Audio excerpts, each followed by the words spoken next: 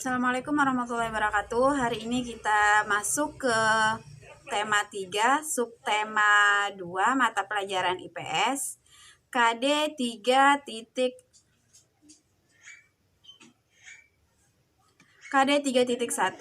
Nah, pada rangkuman yang saya bagikan itu, kalian bisa lihat ada gambar burung, 3 buah burung. Nah, itu termasuk adalah gambar burung cendrawasih, di mana burung cendrawasih ini termasuk maskot atau ikon dari Provinsi Papua.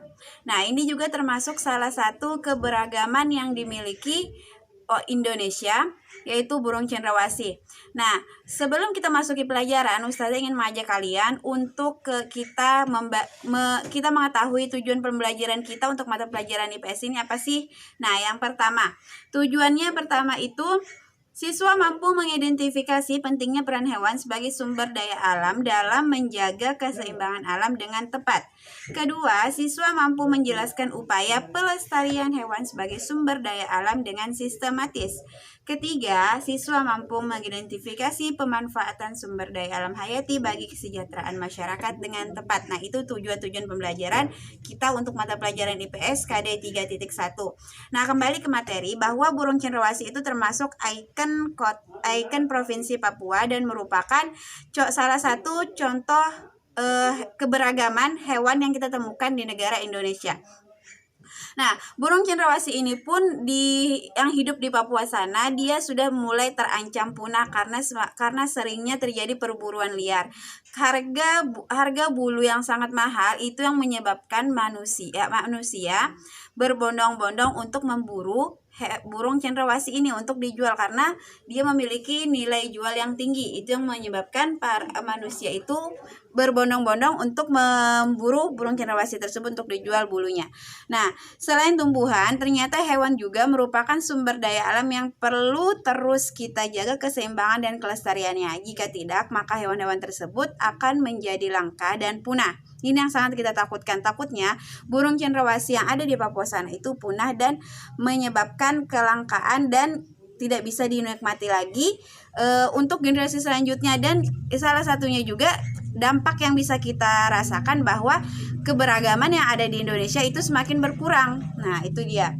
Nah, itu ada beberapa pertanyaan dan langsung saya tuliskan jawabannya. Kalian silakan baca teks dan pertanyaannya itu. Kalian silakan pahami apa sih sebenarnya yang terjadi jika burung cendrawasih itu langka. Nah, bagaimana sih sikap manusia sebaiknya dalam menyikapi hal tersebut. Nah, selain burung cendrawasih, kita juga memiliki salah satu hewan itu namanya kupu-kupu, di mana kupu-kupu ini termasuk ke dalam kelompok serangga. Kupu-kupu ini biasanya memiliki warna yang indah, warna yang cemerlang. Itu sangat membantu para tumbuhan yang berbunga untuk melakukan proses penyerbukan.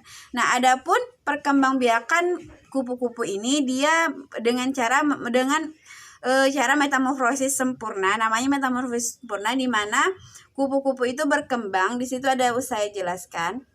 Kupu-kupu itu berkembang dari ulat menjadi larva, menjadi pupa atau kepompong sehingga dia menjadi kupu-kupu dewasa.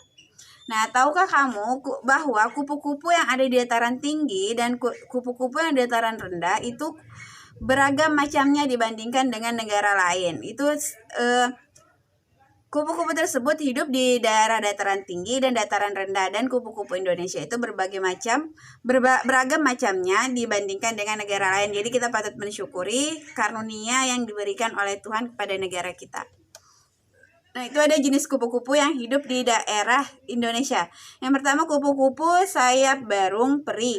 Itu ditemukan di daerah Papua. Ada kupu-kupu raja, itu ditemukan di daerah Jawa dan Sumatera, dan kupu-kupu tragon itu ditemukan di daerah Kalimantan.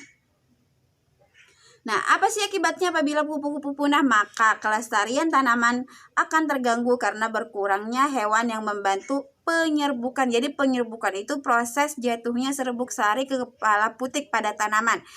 Itu yang menyebabkan tumbuhan itu bisa berkembang biak, itu termasuk dengan cara penyerbukan tersebut. Nah, selanjutnya Tahukah kamu bahwa hewan yang berbeda mempunyai tempat yang berbeda untuk hidup? Manusia yang ada di muka bumi ini membutuhkan tempat hidup. Setiap makhluk hidup mempunyai tempat hidup yang berbeda-beda. Ada yang hidup di air, di darat, dan sebagainya. Tempat hidup makhluk hidup disebut itu dengan habitat. Berdasarkan tempat hidupnya, hewan dapat dikelompokkan menjadi 3. Hewan yang hidup di darat, contohnya kuda, semut, dan sebagainya. Hewan yang hidup di air misalnya itu ikan, cumi-cumi, kepiting. Dan hewan yang hidup di darat dan air yang memiliki 2 tempat hidup itu contohnya pada katak atau jenis amfibi, itu termasuk ke dalam hewan yang memiliki dua habitat, darat dan air.